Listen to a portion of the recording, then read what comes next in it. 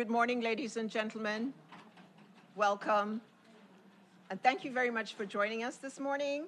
I just wanted to start off by saying that this event is hosted by the Permanent Mission of Norway to the United Nations, co-hosted by the Permanent Mission of Sweden to the United Nations, and sponsored by the European Disability Forum, Inclusion International, and Down Syndrome International. My name is Charlotte McLean-Schnapel. I'm the Global Disability Advisor at the World Bank Group, and I'm really thrilled to be able to moderate such an amazing panel today for a subject matter that is really important for enjoying all of the rights contained in the Convention on the Rights of Persons with Disabilities. It's also wonderful to see such a full house. So this, I can already tell, will be an interesting and exciting discussion. So today's side event will focus on sharing knowledge about policy and practical examples of how to reach equality within the area of democratic participation. So building really on Article 29. But again, recognizing that Article 29 is interlinked to all the other articles within the Convention. And we will also talk a lot about and hear about the importance of having elections that are accessible and voting procedures that are accessible for persons with disabilities. And my hope is that we'll also talk about how do we ensure that on the ballot box, we actually have persons with disabilities themselves. And I think that should be a good framing for our discussion today. So I want to welcome everybody again and just provide some practical advice in terms of how we will proceed. We have live streaming, we have sign language interpreter, and if anybody has issues hearing, we have our technicians on hand, so just keep that in mind. We have a rather tight schedule. We have quite a few speakers and panelists, and so I will quickly pivot to them and ask them please to stick to your allocated time so that we can allow for discussion, questions, and answers after that. So without further ado, we'll start by listening to some opening remarks by the State Secretary, Gry Hausenbakken. Almost. I tried. I really practiced last night. So Norwegian Ministry of Culture and Equality. So over to you. Thank you. It's Haugsbakken, so it's not so easy for apologies. No Norwegian to say. Thank you so much for inviting me to this event. I'm very happy to be here and to open this event because democratic participation is a fundamental right in any civilized society. The entire population shall have the right to participate in decision-making, to express their opinions, and to contribute to shaping the policies and directions of their country. Democratic participation has a value in itself. It is not just about achieving specific goals or winning debates. It is about creating a society where people have a say in their governance and to influence the direction of their community or nation. CRPD Article 29 states that state parties shall guarantee to persons with disabilities political rights and the opportunity to enjoy them on an equal basis with others. This includes to ensure that persons with disabilities can effectively and fully participate in political and public life on an equal basis with others. To ensure that voting procedures, facilities, and materials are appropriate, accessible, and easy to understand and use, and to actively promote an environment where persons with disabilities can participate in the conduct of all public affairs. Norway is at the top of the democracy index, and the democratic participation is high. 77.2% voted in the last parliamentary election. In 2013, an equal share of people with disabilities stated that they had voted in the parliamentary election as the rest of the population.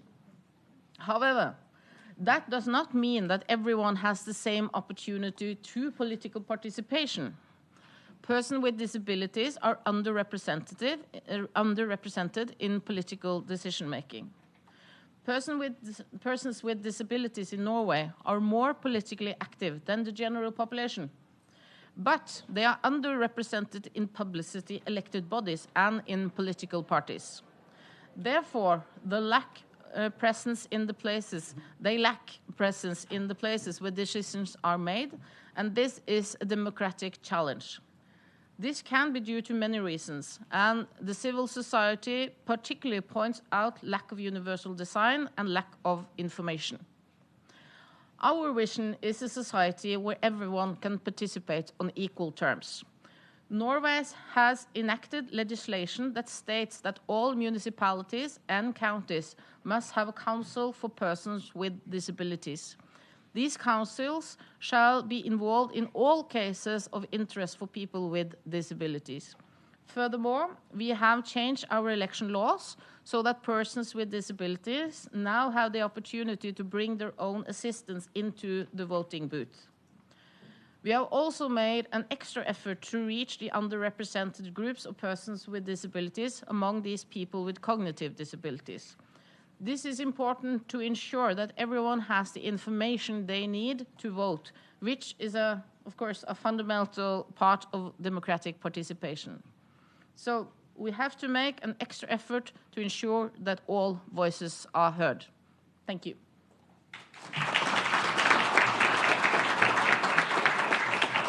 Excellent, and thank you very much, State Secretary Gree, for amplifying the importance of accessible communications in relation to democratic voting. The really important feature around, we're not just thinking about reaching persons with certain types of persons with disabilities, but we're really focusing on reaching underrepresented groups. And I think that that's something that you actually need, that intentionality is required to do that, because there are specific needs that pertain to underrepresented groups. I think the 77.2% of the Norway engaged in elections is a fairly, is a very good number. And it's really interesting to hear from you that a large percentage of those are persons with disabilities.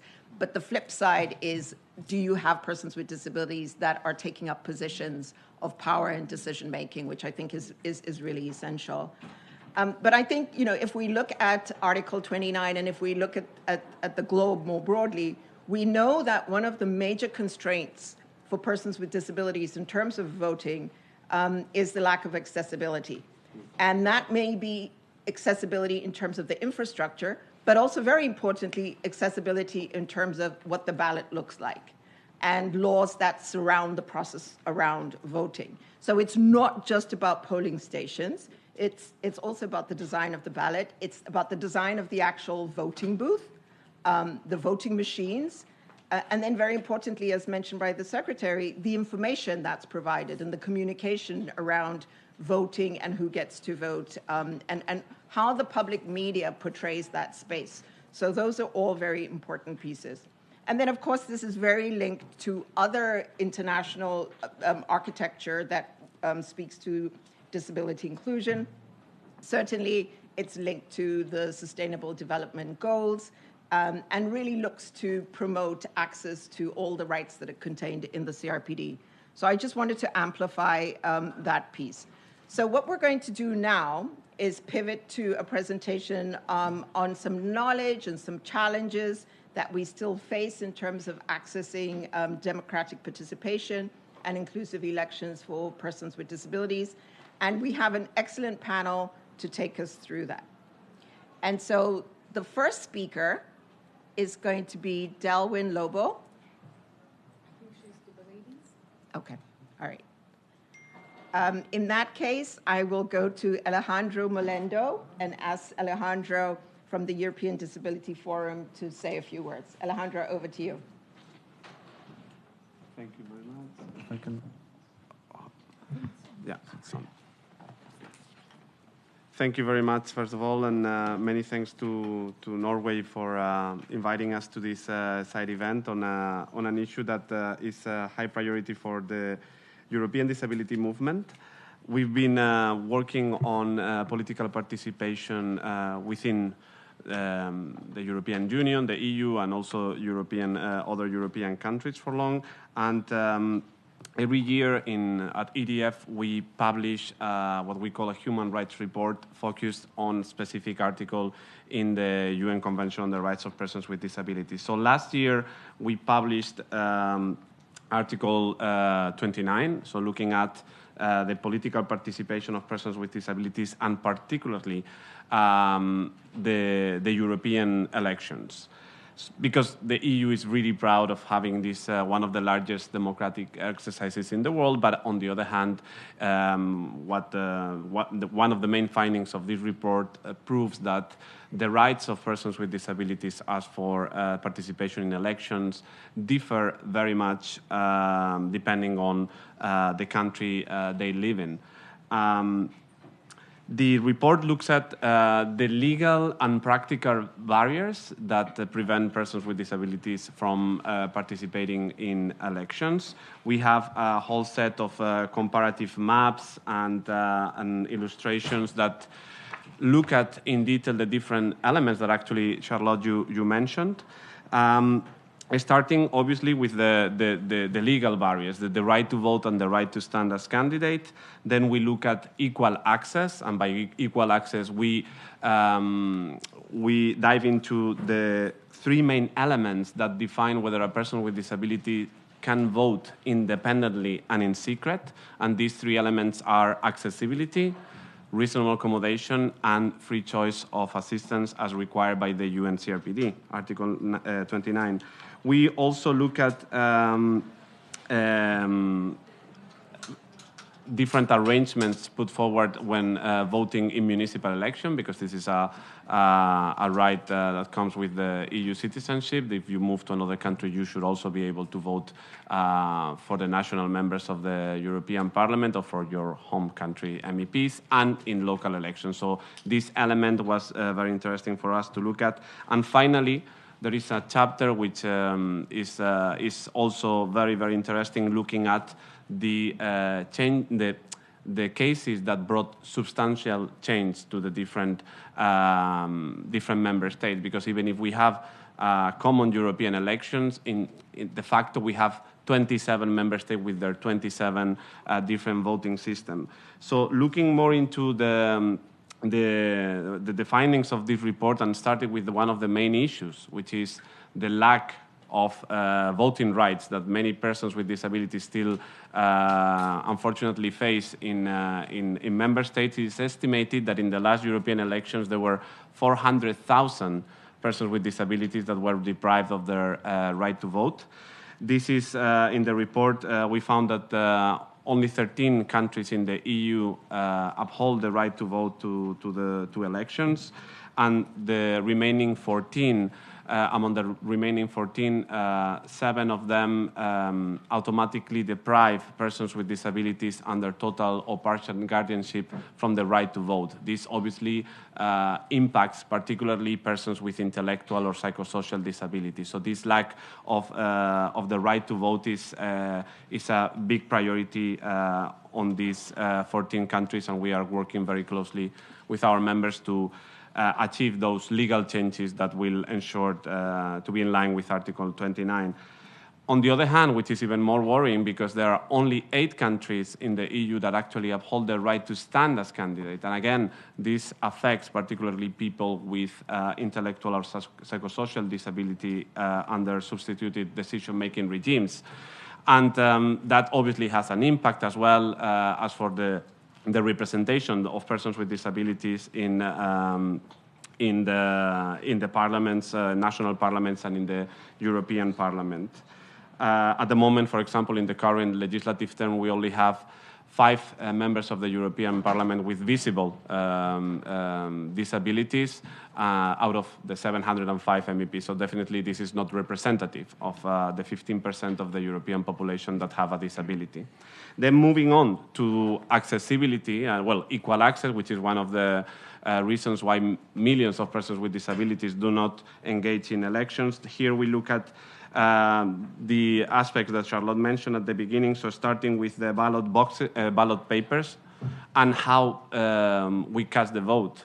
because in some countries they vote with a closed list. In others, you need to mark the paper, you need to even write the name of the candidate, to circle it, to use a stamp. So this obviously poses extra accessibility challenge. So we looked at all these different systems and saw that in many cases these were not accessible. We have one member state, Estonia, that uses internet voting and in this case is accessible. But for example, the only two countries that use voting machines, these machines are not accessible. It is true that many member states, 18 to be precise, have legislation as for the accessibility of the polling stations and the voting booth, direct or indirect provisions to ensure that the polling stations are accessible. But beyond that, they don't really, yeah, that's my timer. They don't really go to, I have 1 minute, I put 6. They don't really put extra requirements for when it comes to other aspects such as political parties, for example, or the information that is provided to voters through the electoral authority.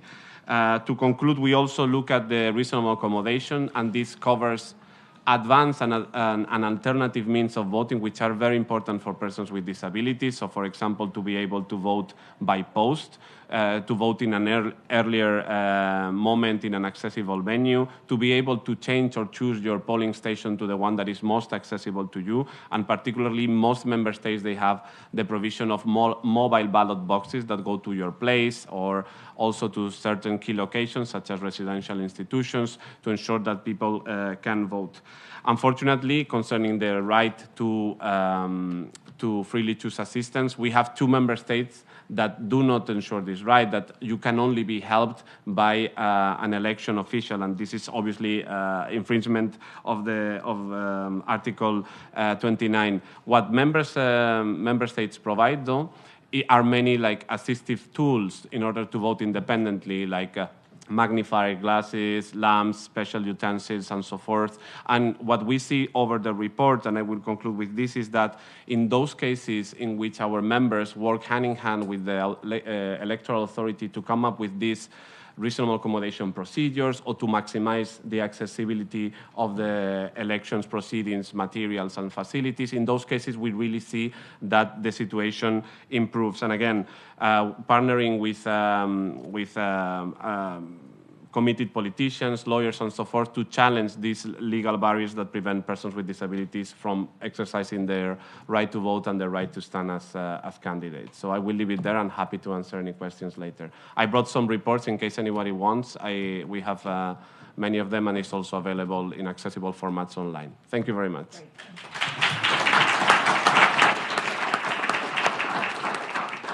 Thanks, Alejandro, for an excellent presentation and for highlighting that 400,000 people in the EU are deprived of the right to vote, which is, of course, way too many. And so hopefully these discussions will help us begin to address that. And I think particularly for amplifying the fact that many of the persons that are excluded are people with intellectual disabilities, and that, again, intentionality is needed for us to address that.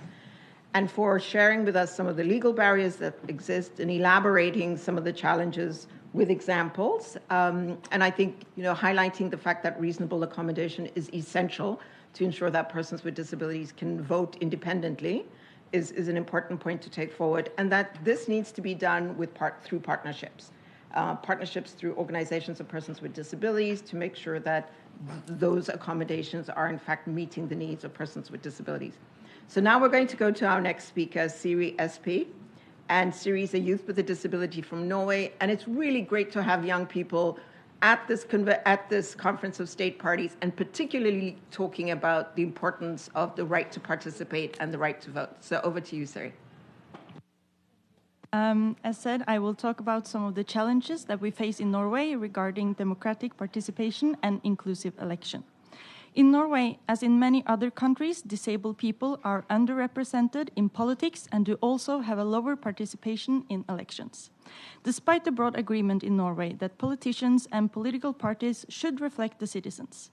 The last couple of years, there have been several requirements to promote a broader representation to different discriminated groups. However, we do not yet see a broader representation of disabled people in politics. In relation to the national elections in Norway in 2021, we started a project called To the Corridors of Power. The aim of the project was to take a deeper look into the reasons why the participation in politics among disabled youths in Norway is lower than among the rest of the population. We also wanted to highlight factors that can promote participation among disabled youths.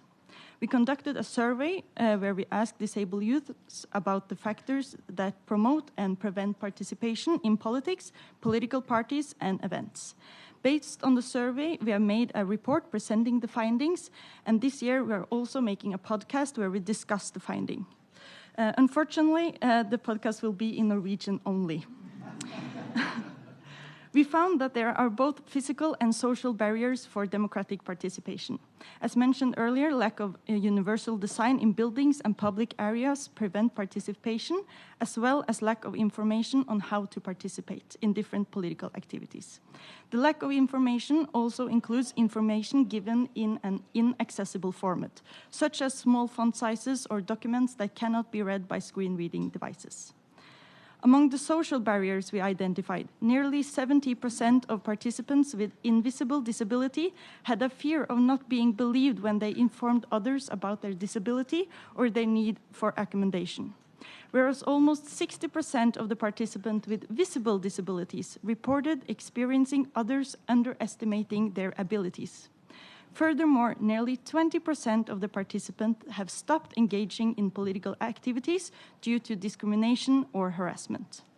One participant said, "When people brag about me being here, it is hard to participate in a debate."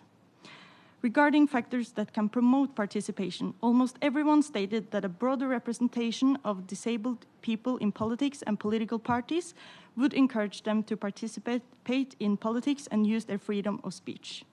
Additionally, many participants said that they would have attended a political party if they received an invitation. And being invited to a gathering does not only involve receiving an invitation, but also being encouraged to participate actively and being acknowledged for your participation, such as speaking during the event or being on the electoral roll. An important part of democratic participation is the right to freedom of speech. And last year, a committee in Norway presented a report describing the current situation in Norway regarding the fulfillment of the right to freedom of speech. The committee stated that disabled people in Norway cannot fully use their right to free speech due to several disabling barriers, such as harassment both online and in public areas. Both our report and the committee's report highlight the importance of incorporating the CRPD into the Norwegian human rights law to increase democratic participation and to fulfill the right to free speech among disabled people. Currently, CRPD is ratified in Norway. However, to ensure that our rights are fulfilled as given by ratification, incorporation is necessary. When it comes to elections, disabled people in Norway face many of the same barriers as for democratic participation. As Gry mentioned, prior to 2021, people who use personal assistance were denied bringing their own personal assistant when voting, but the law changed in that matter in 2021. However, there are still some difficulties with election officials who lack knowledge about the need for assistance and the need for accommodation for some disabled people. Additionally, the possibility of conducting electronic elections could increase participation among disabled people, but there are still some technical issues that need to be addressed for this to become a reality. Thank you.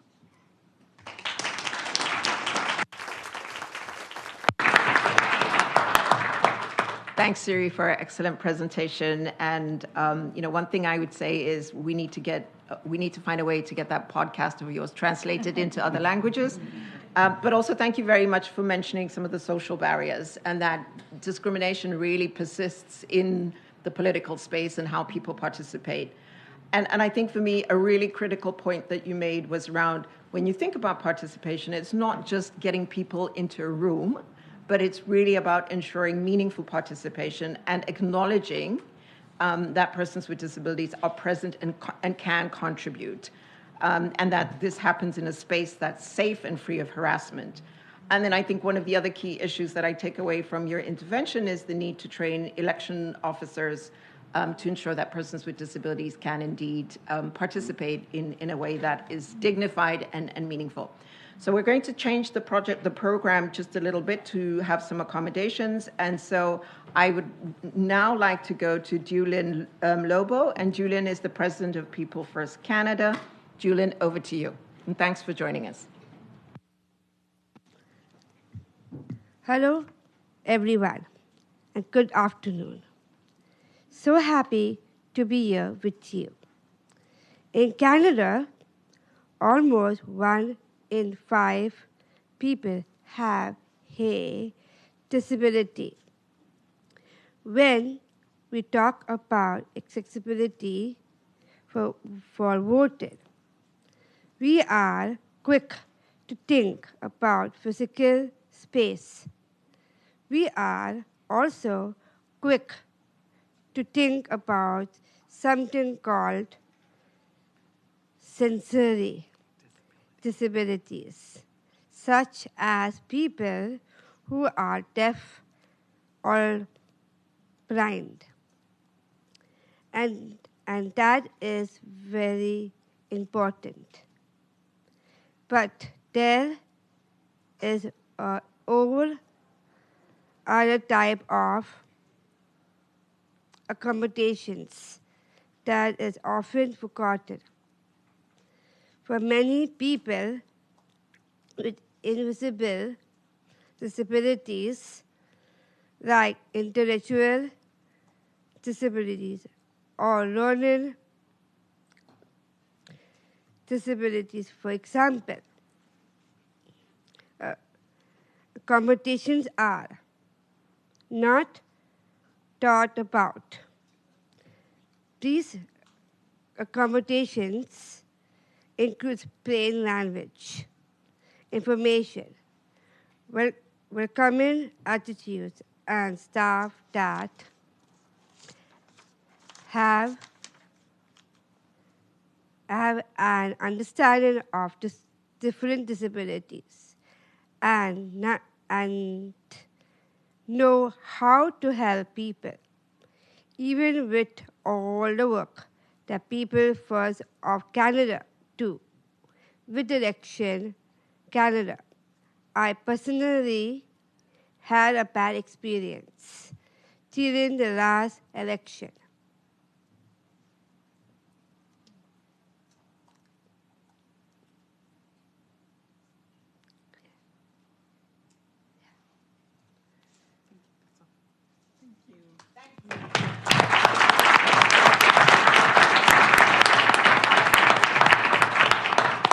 Thank you very much, Julien, and thank you for bringing our attention to the needs and the accommodations of persons with sensory disabilities. And thank you very much for emphasizing the importance of plain language, of having communication that's accessible. And thank you very much for sharing your own story. And I know that you have to go, but thank you very much for joining us, and hope you have a good rest of the conference. So with that, we will move to our next speaker, and our next speaker is Emma Bishop, and Emma is a self-advocate, and she's from she's from Down Syndrome International. So over to you, Emma.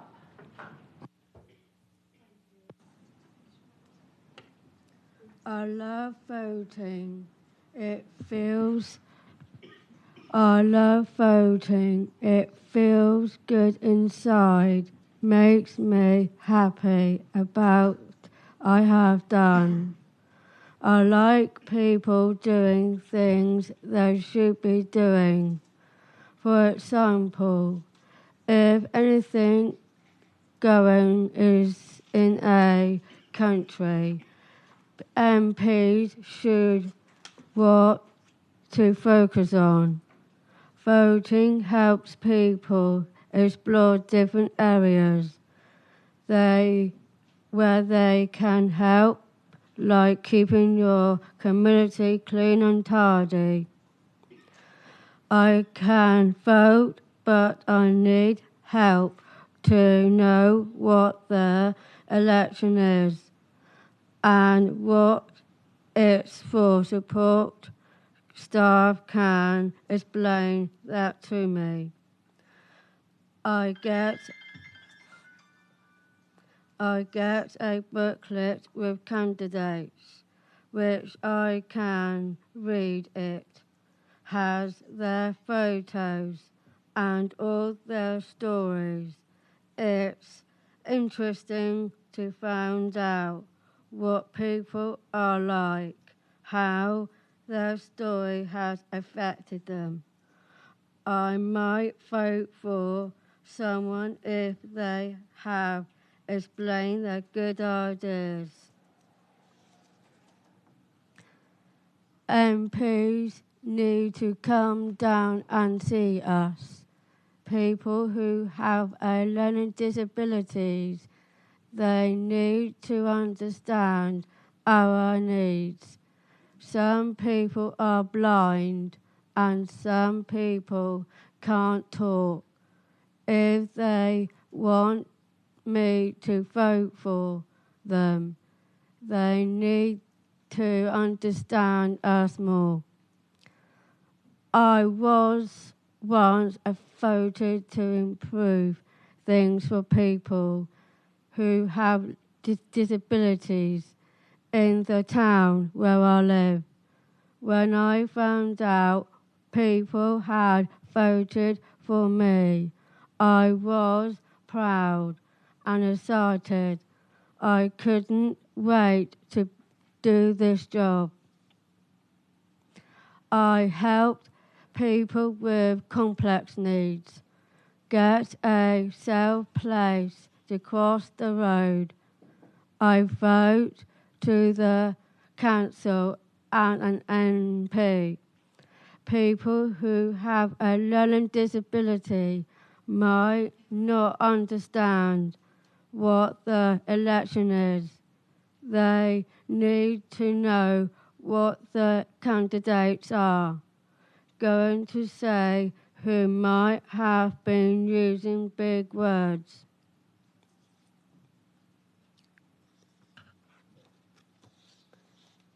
There should be a bullet which tells you what voting is, who the candidates are and which issues they are.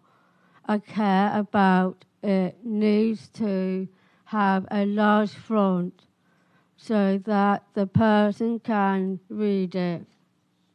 They might need a support worker or a family member to help them read it. The supporter should listen to who they like the best and help them to fill in the ballot paper. Explain what voting is so that we can all join with elections. Thank you.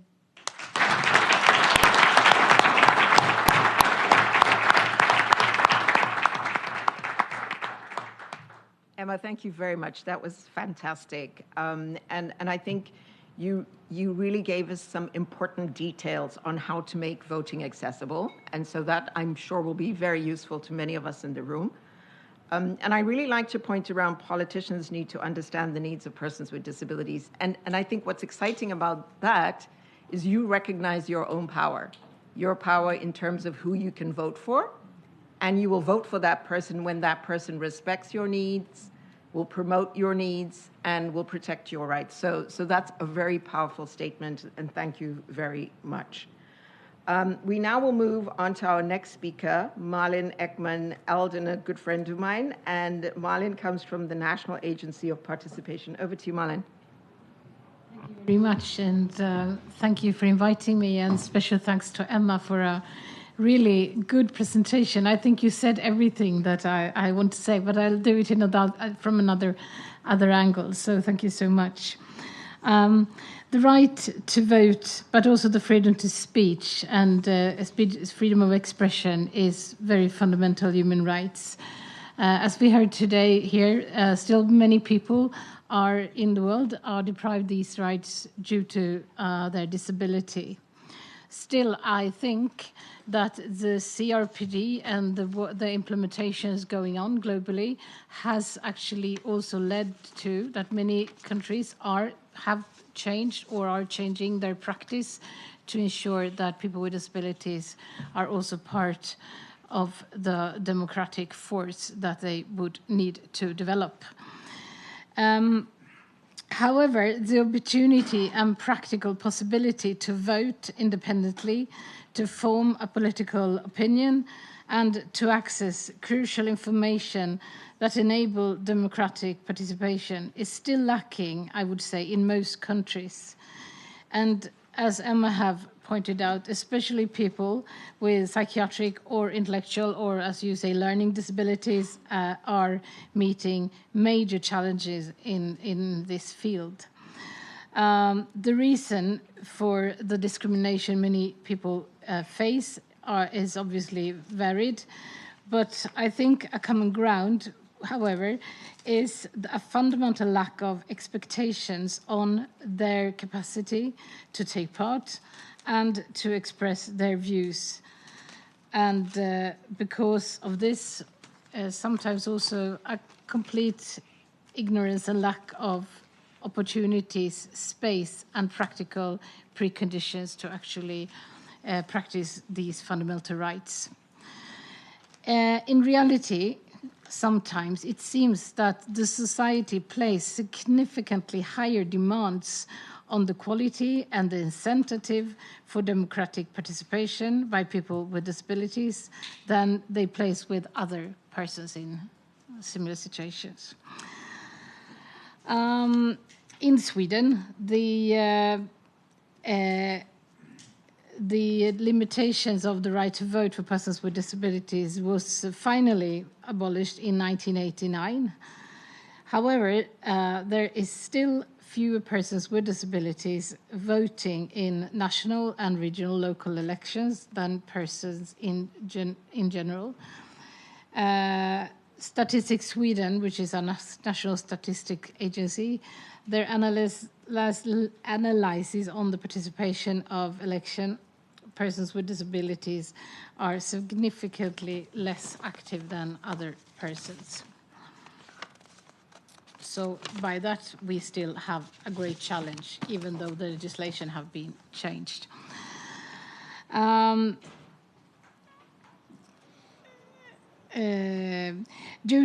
Due to the lack of accessibility in several of the national inquiries on voting and political participation, there is very little statistics in Sweden and data about the number and the situation of persons with disabilities in democratic inclusion.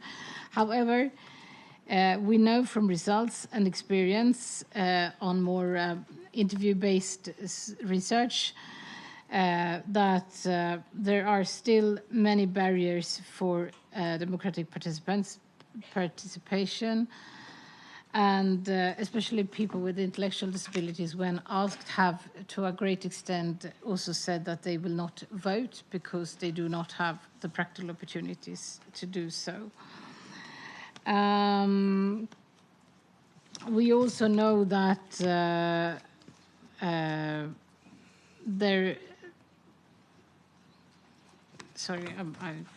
anyway, right. One example, however, there are examples of good practice, I think, in Sweden on how actually to change the situation.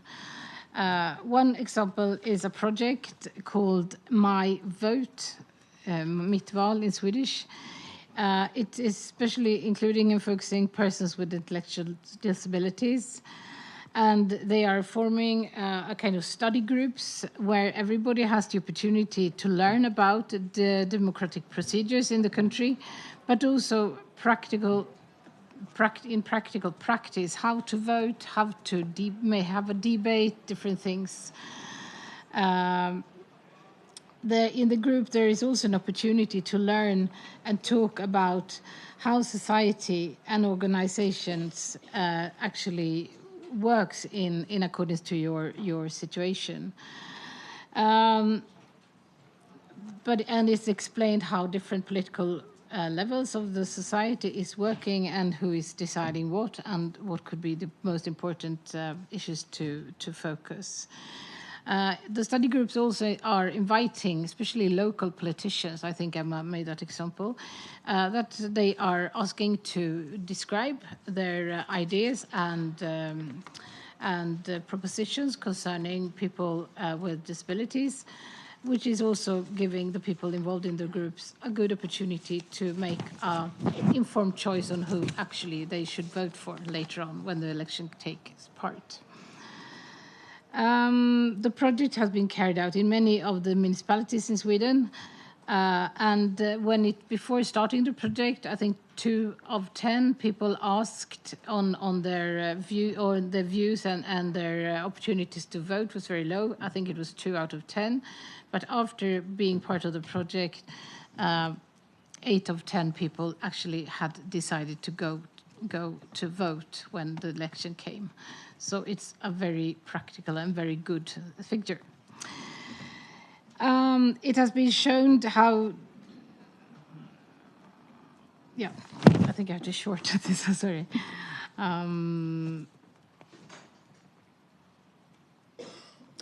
Equal access to democratic participation obviously require a number of different interventions, starting with creating fundamental practical access or our infrastructure, as we've been talking a lot about here today. But it also requires that society actively actually request the views of persons with disabilities, that they mirror their lives and the key topics, especially in media and other forms that is important in forming your opinion. And obviously, they are also visualized and talked about in the political debate surrounding election, for instance. Finally, also the opportunity to practice, to form, how to express and form your views, and opportunities to achieve knowledge about the political system is essential. Except for the project I presented, I think also education for young people and children with disabilities needs to be more aware of the need actually also to process, to practice democratic participation from very early age. Sometimes, especially the curriculum in Sweden, aiming at children and young people with intellectual disabilities is not so good in this as they have less expectation of the group than for other children. So I think with this, I would like to finalize my intervention. Thank you.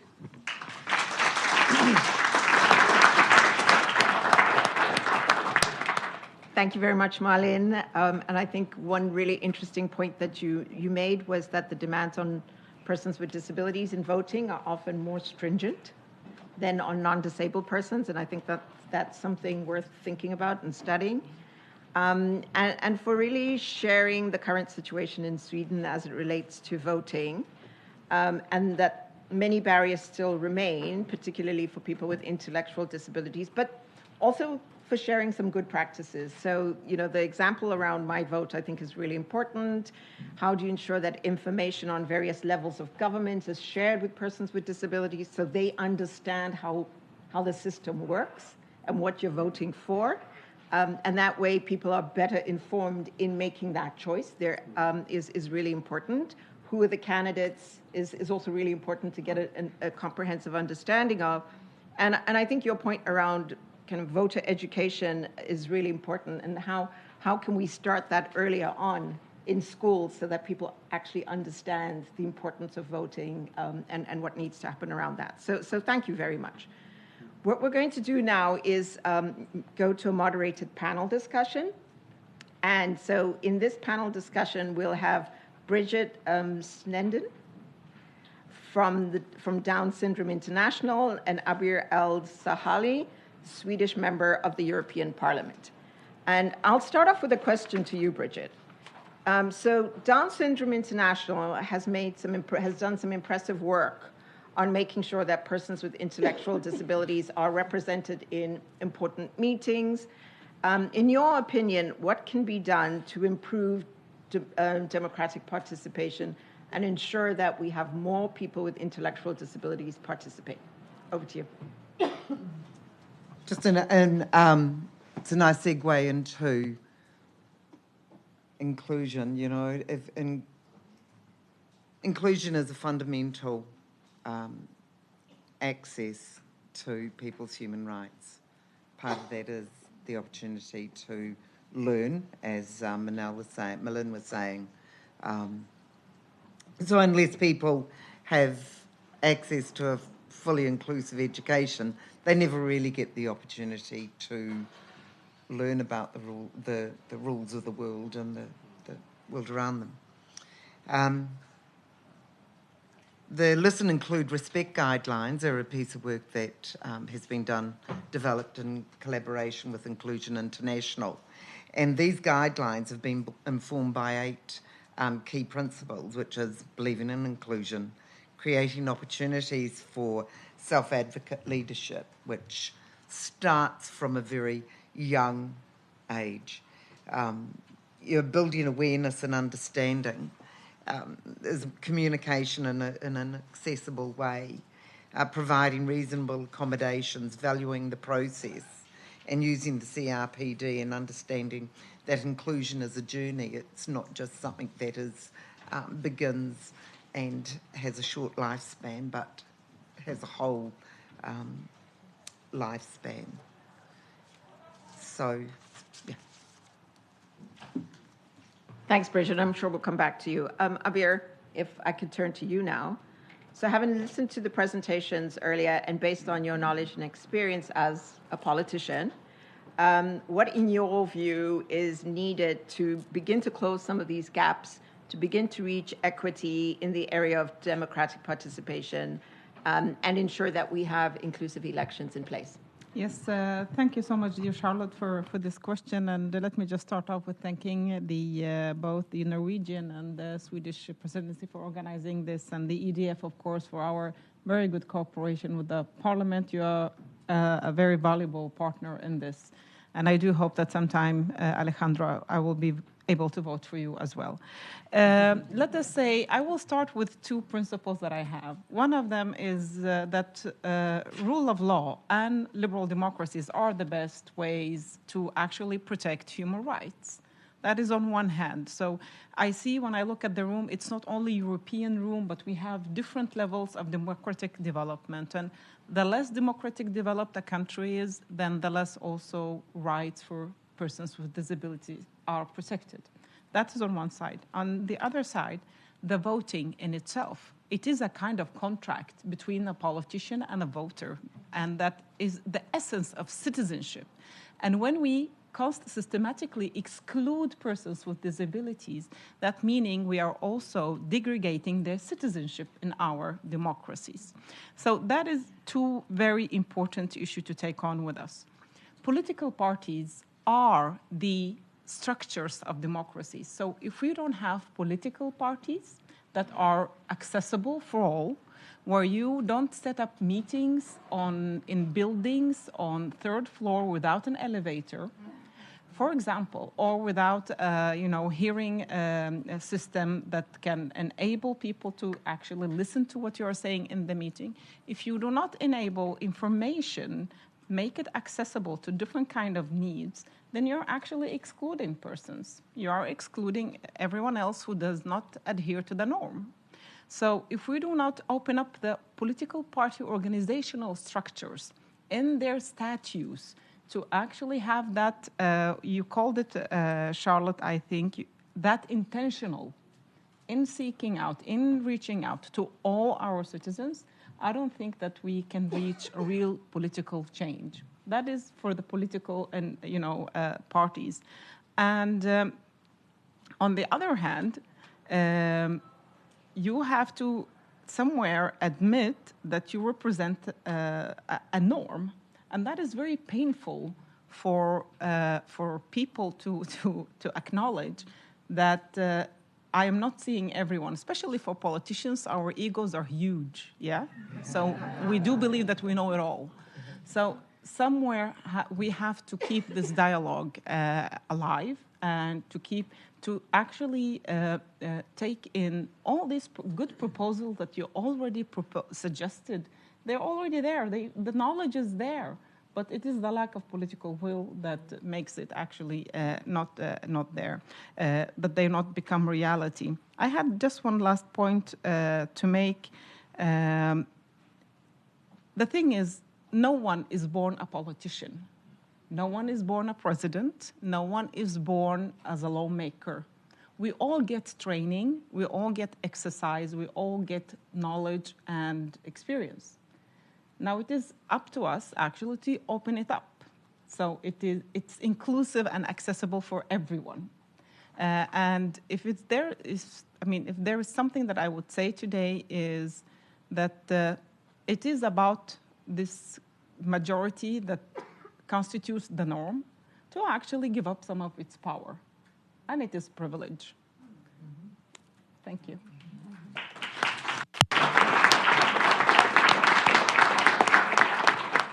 So thank you both for very candid, and particularly you, Abir, for a very candid discussion around the perspective from a politician. I think this has been very enlightening.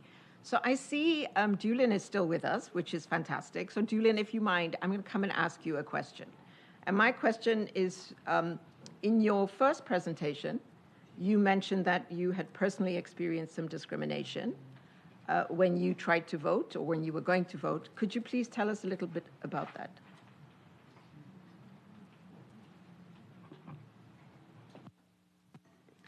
I will now share my experience with you.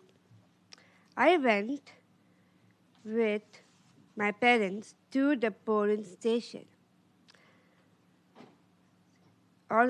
As we have always done in the past. The voting paper stated that we have to carry a picture ID, a lottery bill, and if we have the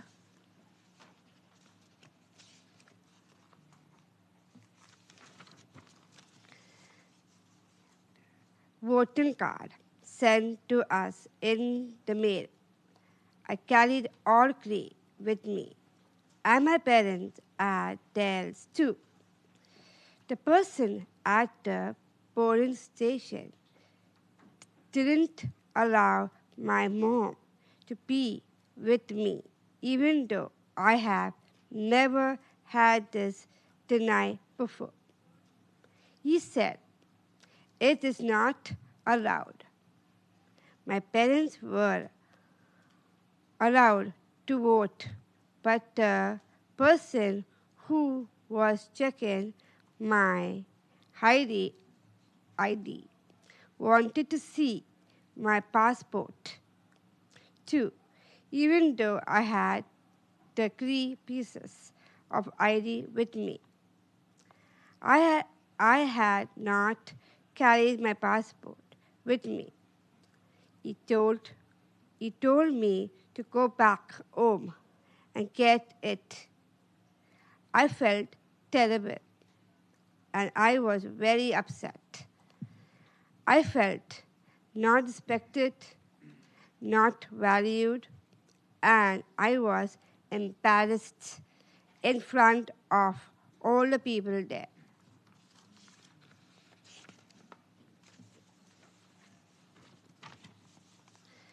My mom went to the supervisor and asked why this was happening, and he settled the matter as per the rule of voting. So not only do we need to educate ourselves, but also people who work at polling stations too. They need to be educated and trained. Thank you very much.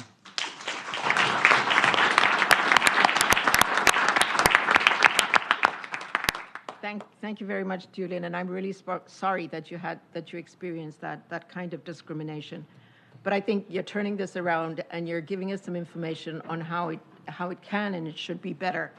And I think what it does is it points to the importance of training officials in voting stations and polling stations, but also ensuring that the process is consistent. And I think in many ways it speaks to what Malin was saying, where Malin was saying that for persons with disabilities, it's often more difficult and there's more, there are more documents required. There's just more on the person with a disability than non-disabled people. So thank you very much for being with us today, for staying and for sharing with us. What I'd like to do now is open up for questions, comments from the audience, and then we will have some closing remarks by the Ambassador Magnus Lennartsson, who's the Deputy Permanent Representative of Sweden to the United Nations. But before we come to Ambassador, I'd like to open for some questions. Ooh, lots of hands going up. Okay, so please say your name, organization, or government, and I will take the lady in the front, come to the lady in the back, and then come to my left side. Oh, lots of left hand. Okay, we'll try to work this. Please try and keep your comments short so that everybody gets a chance. I'm Stephanie Gottlieb. I'm from Inclusion International. I'm the Asia Pacific rep. I just wanted to raise around democratic participation for people with high communication support needs, so receptive and expressive, and complex needs. So I have a son who's 23, who voting is, he's been afforded the right to vote. That's fine, but he doesn't understand the voting process, and it's not because of lack of support or accessible documentation. But he has a right to a political voice too. And I look at people with similar needs to him and a level of disability in Australia, where I'm from, and it's a struggle. It's imposed segregation on him. He has an inclusive life, by the way, and has experienced an inclusive education, and he's a very active citizen, mostly due to family advocacy. But it's a struggle, imposed segregation. The only way that we can look at, so he's not fined for not voting, is to get him medically certified as having an unsound mind, which we won't do. So I think what do we do about political voice? And also, I think as advocates, we absolutely, looking at underrepresented groups, we need to make sure that those experiences, and he has a political voice through us, and we listen to him and others with similar needs. Thank you very much. A really important point around tension between certification and the ability to participate in political life. So I think that's something we certainly need to think about. The lady in the back.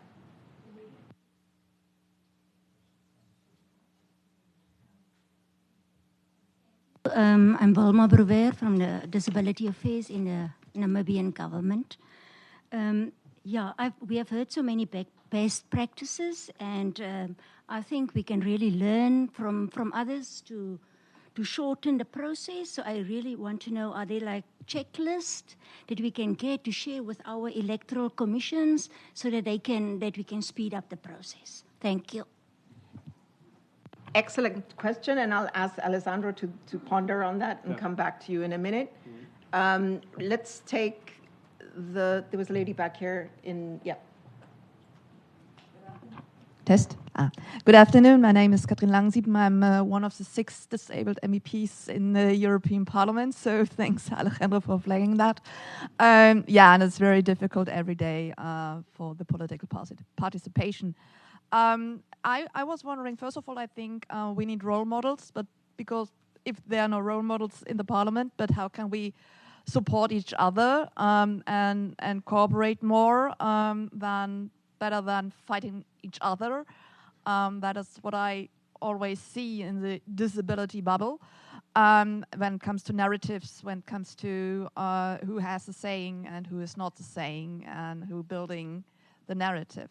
What could be an opportunity, the digital world was the world open doors and opportunities for me. How can we better cooperate when it comes to role models and to support and to push for and to encourage people to participate via that World Wide Web, and not only via that conference, wonderful conference. And here I see the digital world as an opportunity to connect, to empower, and to push for and to build bridges and be a real disability movement to be part of the democratic process. Thank you.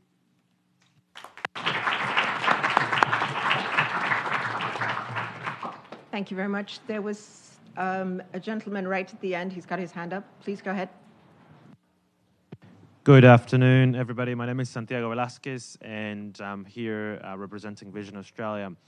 I have a question for the panelists, but for everybody as well. I'm going to make a quote from our previous Prime Minister in Australia, and all of the Australians, I'm so sorry for what I'm about to say, but our previous Prime Minister said that he was very grateful that he didn't have any children with disabilities. And he's the most powerful man, or was the most powerful man in our country, and unfortunately this happens not just in Australia, but all across the world.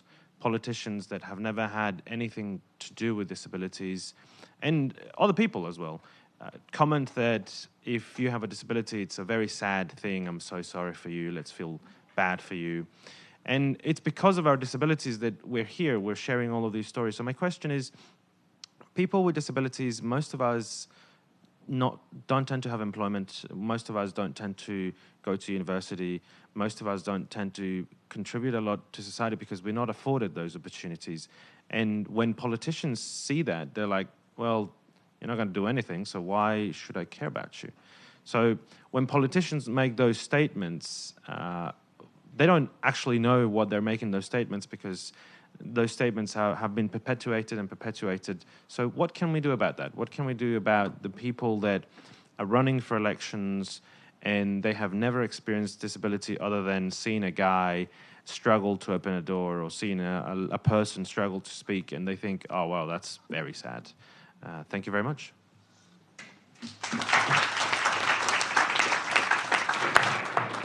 So thank you for that question. And Abir, given that you're the politician on the panel, I might come back to you for that one. But there was another.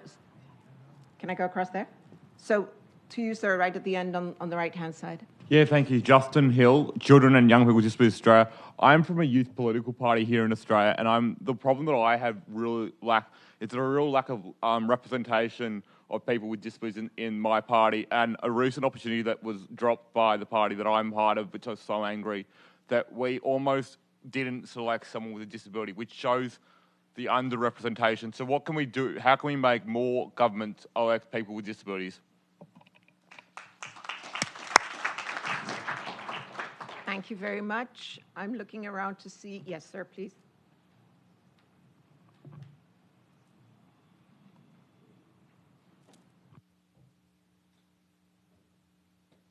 The expert, Olivia. I'm Grant Lindsay from the Australian Federation of Disability Organisations, and I segue from Justin, who spoke very well. In Australia, voting is compulsory. However, to have the opportunity to vote, you need to enrol to vote. The process of enrolling for many people, not just those with disability, but those First Peoples from cultural and linguistically diverse backgrounds, it is a difficult process to navigate at times. It is also, and I note the comment from my fellow Australian across the room, it can actually be far easier to remove yourself from the electoral poll than it is to get onto it. So that becomes an issue. I think my comment is more that, and I've heard this in a number of forums, and it's probably around universal design and the like, co-design as we often call it in Australia, is if we can involve people who come from those backgrounds in the process for firstly accessing the right to vote, but then again for also accessing the actual vote itself, then that can improve the situation markedly. I mean, further in Australia, some of our, and I live in the Northern Territory in Darwin, some of our voting booths are responsible for an area the size of Belgium. So you have one polling station to cover an area of that size. So getting to the polling booth can also be extremely difficult for those people in remote communities. And if you add to that disability, it becomes even more difficult. So I think if we can involve co-design or universal design, involve more people from those backgrounds in the processes to ensure that there are the opportunities, firstly, to enrol and secondly, to vote, and indeed to be a politician, then we would see better outcomes. Thank you.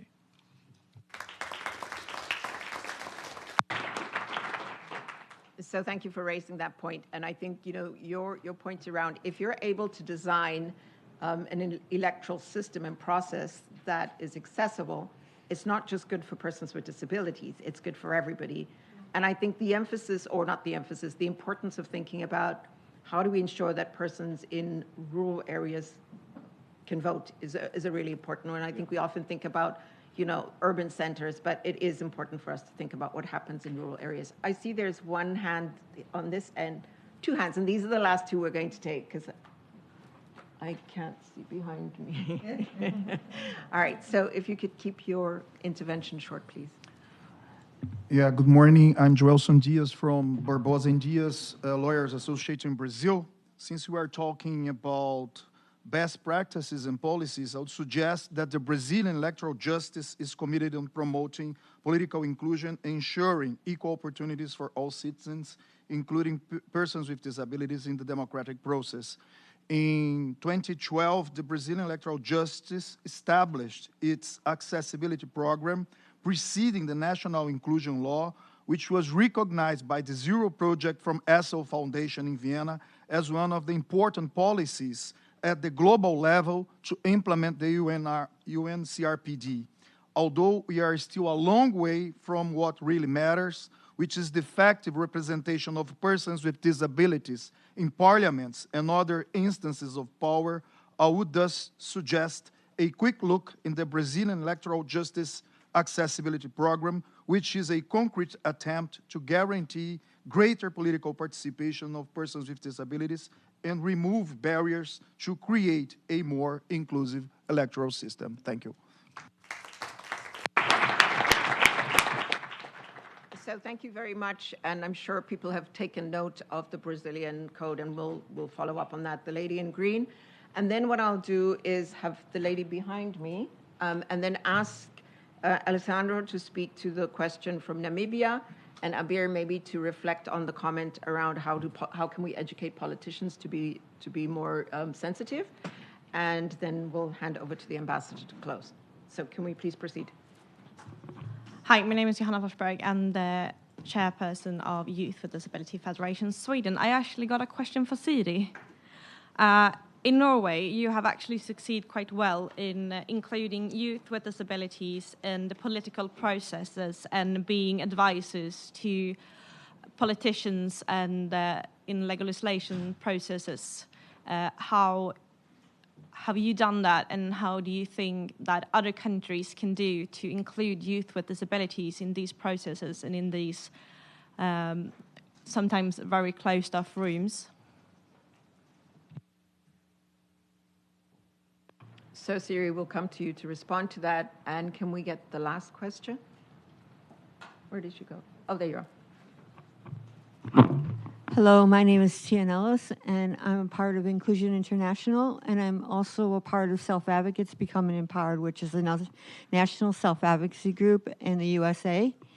What we found, we do a survey that has lots of what are your barriers for people with disabilities around voting. And we also have a vote training that's called Project Vote. You can look it up at saveusa.org. It has accessible materials for people to learn about voting. And the other part I think is very important is that we need us as self-advocates to be trained how to be poll workers, because that way we are there to help people, other people with disabilities, show them how to do the voting machines, how to be a part of that, and helping that will make sure that they know how to get out the equipment when somebody else might not know how to do that.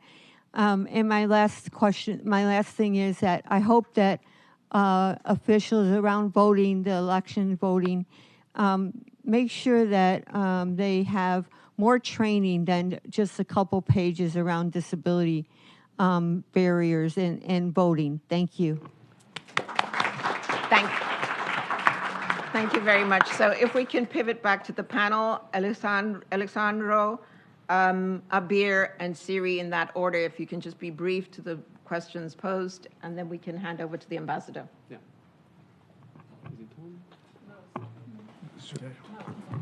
Thank you very much. Concerning the question about checklists, this year the European Commission will develop a guide for accessible election. We don't know how good this guide will be, so I cannot recommend it yet. But I very much suggest you to take a copy of our report, because there we list the kind of elements that we need to look at. But something that I want to really stress, and it's also linked with the question from the gentleman concerning rural areas and so forth, is that it very much depends on your voting system, and it very much depends on the context in which the elections are taking place. So to really have a universal design approach, or a design for all approach, as we call it sometimes in Europe, you need to really look at these elements. So the particularities of your system, the context of use, and try to extend the range of users that will be able to, participate in the elections on equal basis with others. So it's a matter of, striving for making, in a way, and I think this is an important aspect, that when we are improving the elections for persons with disabilities, we are improving the elections, the democracy of the country as well. Because it's very much common that we hear people saying, political party, we have our manifesto, our program in easy to read, and that's the one that people actually read. Right. It's not only persons with disabilities. Right. When we make polling stations accessible, families also benefit from it. When we make the information in plain language, non-native voters also benefit. So if we are improving the democracies for persons with disabilities, we're improving democracy for all. Thank you very much. Abir? Yeah, I think your name was Santiago, no? Yes, I love the name. Well, I have maybe, I don't know, but it is the same thing as, women's rights movement, black people's movement. It is on us. No one will give you your freedom if you not take it. And it is unfair that the norm, those who represent the norm, the ones who are privileged, they don't just give it up away and say, come in, hey, here are your rights. So organize, mobilize, and name and shame. That is how you can do it. And we just want to advise, for you, maybe, having the dialogue with the disability and accessibility movement in your country is more useful than asking us here, because I think that they know best what they need to actually to have their voting rights secured. Thank you. Thanks. Siri, a few seconds, just quickly, and then we really want to ask the ambassador to close out the session. So please. Thank you. First of all, Norway is a very open country, and we have a system where we can say our meanings, and we can, for example, we can say what we mean or think about the national budget, and I know that this isn't common in a lot of countries in the world. Furthermore, we have raised our voice in over 40 years, and for doing that, you need patience to educate politicians, you need to knock on doors, and you need to, patience is the key, really. And in Norway, we are also equal to the adult organizations, and that is a huge, that is really positive for us, and is very important for the way that politicians listen to us. And I also want to add on that when it comes to support each other and to increase participation in political parties, I think media is really important, and because media in general are not aware of the overall situation for disabled people, and they are not aware of the language they use when talking about or writing about disabled people, and when they are representing us better, then maybe it will be easier to participate in politicians and political parties. And you also need to get the understanding that disabled people are interested in disability-related questions, but they are also interested in other political questions as well, such as environmental issues. And we are trying to raise our voice when we meet politicians that, yes, we are advocating for disabled people, but they are also interested in every aspect that people are on in society. Yes. Thanks, Siri. Thank Thanks you so much. So I know we're running a bit late, but I do want us to respect and have us sit down and listen to the words of the ambassador. So over to you, Ambassador. Thank you, Charlotte, and thank you all for, well, first of all, the excellent panelists for your contributions. This has been an extremely interesting conversation, and what a fantastic turnout we've had. I've been in this room many, many times, but I have to say this counts as one of the more engaging and inspiring discussions that I have attended. So, and thanks for your superb engagement, everyone. It's been an honor to co-sponsor this event. You know, democratic participation and democratic society is a central theme of Sweden's policy, and the government has made it very clear that the issue of democracy should be integrated into all areas of our foreign policy. We want to be your partner in this work here at the UN and in the work of the CRPD. And I've listened very closely to your words today, and I think the panelists have succeeded admirably in making the challenges very clear and very real today. One message from today is very clear. The right to democratic participation is fundamental, and it applies to everyone. And CRPD, I think, is very clear on this point. There are no exceptions with regard to disability. It is our responsibility as societies and as states to embrace the diversity of people's abilities and make inclusion possible. And we are often reminded here at the UN of the importance of leaving no one behind. This is a key principle behind the Sustainable Development Goals, as you all know. But how we approach the participation of persons with disabilities, I think, is one key indicator of this principle and how it is applied. Societies with strong democratic institutions cannot differentiate between people's functional abilities. They need to be inclusive. Of course, not all persons can participate in democratic elections to the same extent, but every person should have equal opportunities and preconditions to participate if they wish to. Listening to you today, it's clear to me that even in countries where the right to vote is not formally restricted, there are still barriers, and often significant barriers, both obvious and subtle ones, and that prevent some people from voting, even if they want to and have the right to. I'm representing Sweden, and I'm proud of our country's strong tradition of democratic values. However, in this meeting, it was quite clear to me that, Malin, you developed this in your presentation, that we still have a long way to go also in my country, and it has also served as a good reminder that fundamental rights are not to be taken for granted. It was very clear also in the discussion that persons with intellectual and psychosocial disabilities are underrepresented and are often not listened to, even when decisions are being taken that directly impacts them. We must not forget that there are many individuals who in their adult lives have never fully been able to exercise their democratic fundamental rights. Abir, you talked about the essence of citizenship. This is the essence of citizenship denied. We have also heard about good examples, and thank you, Alejandro, Devlin, Emma, Marlin, Siri, Bridget, and Abir, for pointing this out. I think the UN is the right context. It's a great platform to not just argue against each other, but also to share knowledge, experience, and to learn from each other. And Sweden is a proud donor to the UN partnership of the CRPD, which has been having its steering meeting this week.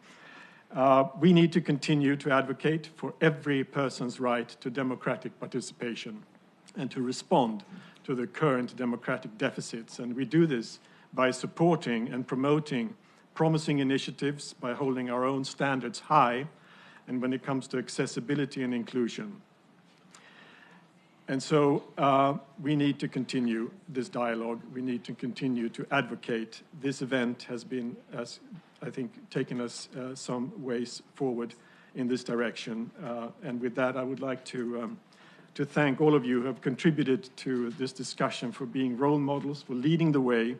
Thank you, Norway, State Secretary Haugsbakken, Norwegian Ministry of Culture and Equality, for kindly hosting us today, and all the organizations that supported this event, and not least to you, Charlotte, for guiding us through this very, very rich discussion. Thank you very much.